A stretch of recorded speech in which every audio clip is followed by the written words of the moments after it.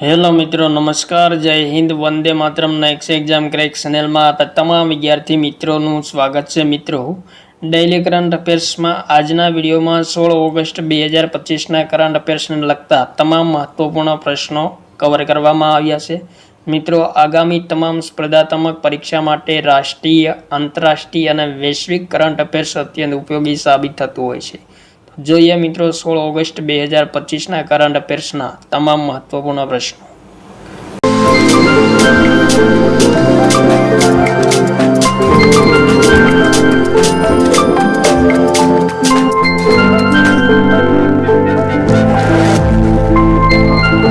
પ્રશ્ન નંબર 1. તાજેતરમાં union public service કમિશનનું શતાબ્દી વર્ષ ક્યારે મનાવવામાં આવશે? ઇમ્પોર્ટન્ટ પ્રશ્ન મિત્રો, વેરી મોસ્ટ ઇમ્પોર્ટન્ટ પ્રશ્ન. યુપીએસસીનું શતાબ્દી વર્ષ ક્યારે મનાવવામાં આવશે? તો જવાબ થશે મિત્રો ઓપ્શન નંબર સી, 1 ઓક્ટોબર 2025 થી 1 ઓક્ટોબર 2024 દરમિયાન યુપીએસસીનું શતાબ્દી વર્ષ મનાવવામાં આવશે. ઇમ્પોર્ટન્ટ પોઈન્ટ જોઈએ મિત્રો, યુપીએસસી સંઘ લોક સેવા આયોગની સ્થાપના ક્યારે થઈ હતી? 1 ઓક્ટોબર 1924માં થઈ હતી. મુખ્યાલય નવી દિલ્હી ખાતે આવેલું છે. અધ્યક્ષ કોણ છે? તો અજય કુમાર છે. પ્રથમ અધ્યક્ષ કોણ હતા? સર રોસ બાર્કર હતા.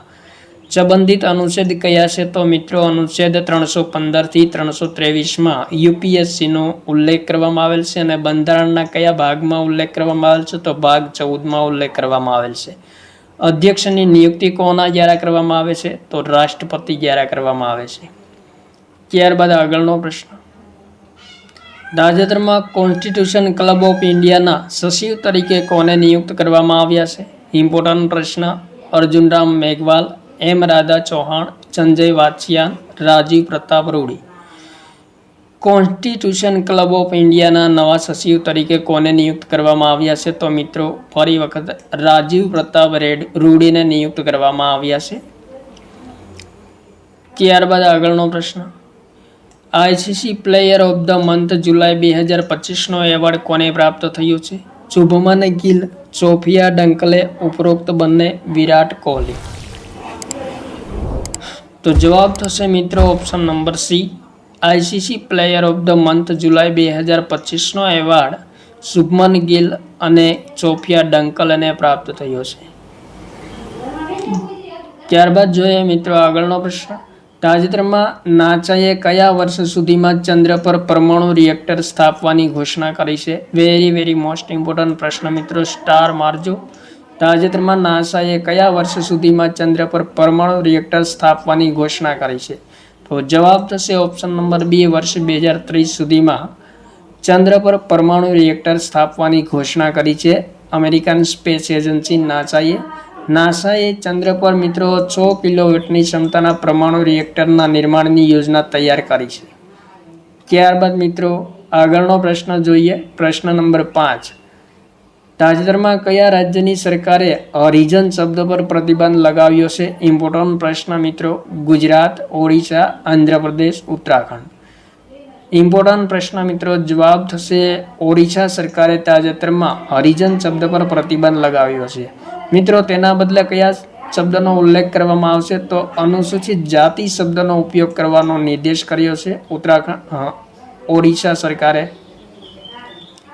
ત્યારબાદ મિત્રો આગળનો પ્રશ્ન. પ્રશ્ન નંબર 6. તાજેતરમાં કઈ બેંકે બોબ રૂપે પર આંતરરાષ્ટ્રીય યુપીઆઈ સેવા શરૂ કરી છે? Bank of India, bank of Baroda, bank of Bengal, bank of Maharashtra. RuPay પર આંતરરાષ્ટ્રીય યુપીઆઈની શરૂઆત કઈ બેંકે શરૂ કરી છે? તો જવાબ થશે મિત્રો option number B, bank of બરોડાએ. ત્યારબાદ પ્રશ્ન number 7.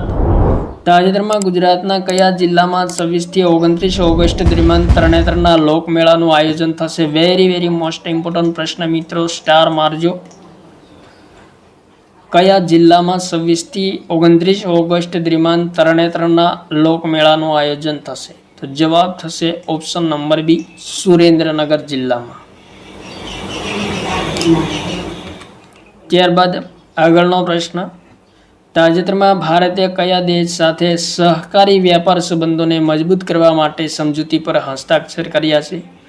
Bulgaria, Zambia, Colombia, Brunei. સહકારી વેપાર સંબંધોને મજબૂત કરવા માટે ભારતે કયા દેશ સાથે સમજૂતી પર હસ્તાક્ષર કર્યા છે? તો જવાબ થશે ઓપ્શન નંબર બી, જામ્બિયા સાથે હસ્તાક્ષર કર્યા છે. ત્યારબાદ મિત્રો આગળનો પ્રશ્ન નંબર 9.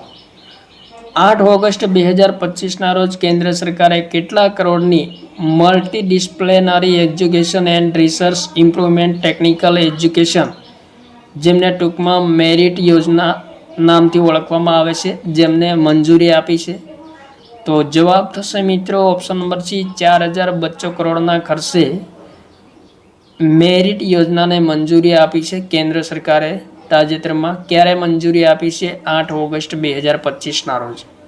ત્યારબાદ મિત્રો કેન્દ્ર સરકારની મહત્વપૂર્ણ યોજનાઓ જોઈએ તો પીએમ સૂર્યોદય યોજના 22 જાન્યુઆરી 2023માં શરૂ થઈ હતી.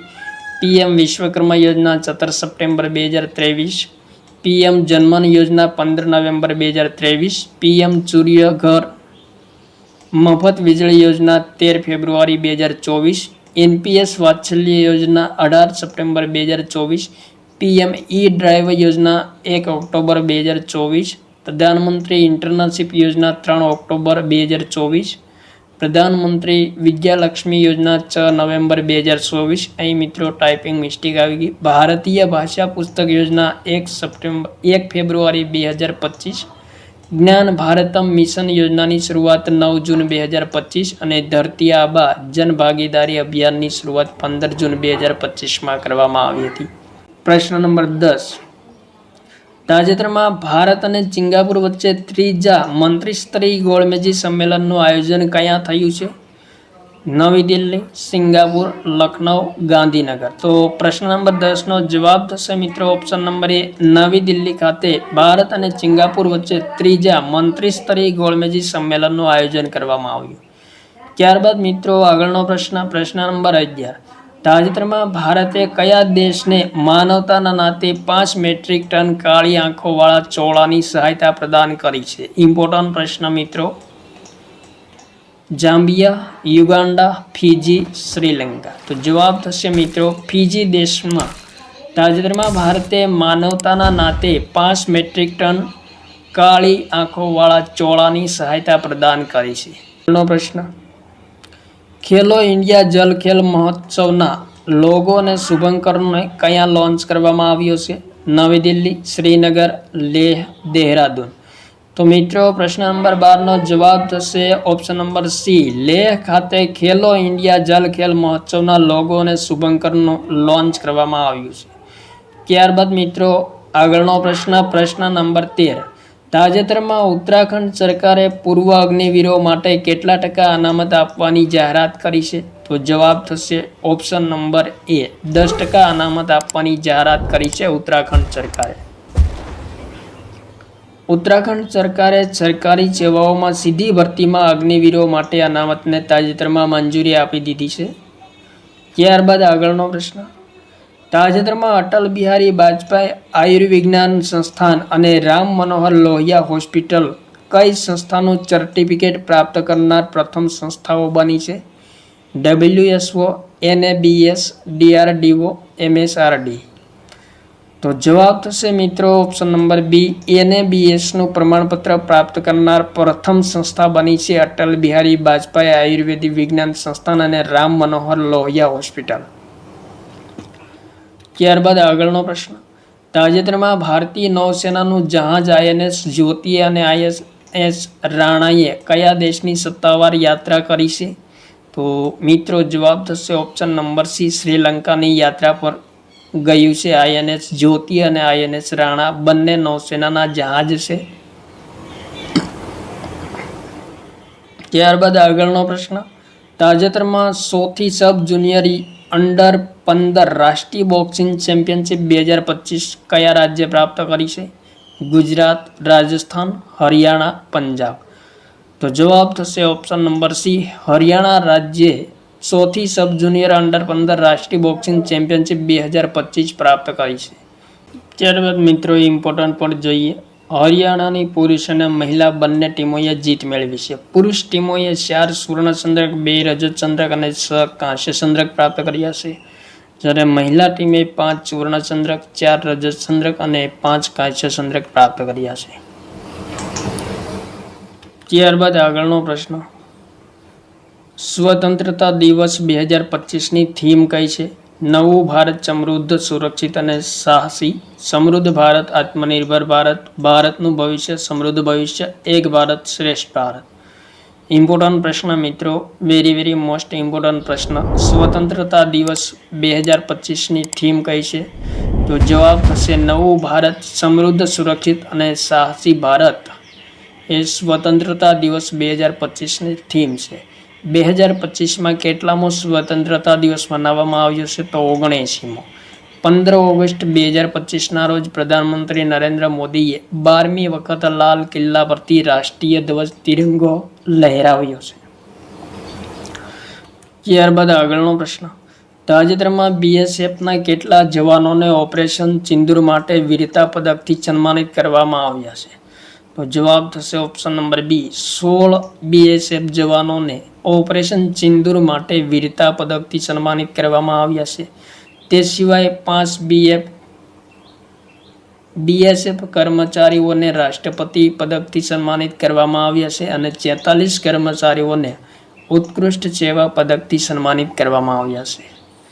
ત્યારબાદ આગળનો પ્રશ્ન, પ્રશ્ન નંબર 19, તાજેતરમાં વિભાજન વિભીષિકા સ્મરણ દિવસ ક્યારે મનાવવામાં આવ્યો છે?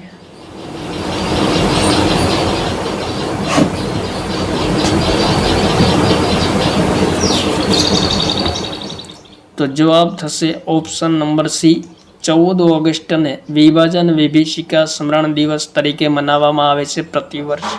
ત્યારબાદ આગળનો પ્રશ્ન, તાજેતરમાં ગુજરાત સરકારે શ્રેષ્ઠ શિક્ષક રાજ્ય પારિતોષિક 2025 માટે કેટલા શિક્ષકોને સન્માનિત કરવાની જાહેરાત કરી છે? ઇમ્પોર્ટન્ટ પ્રશ્ન.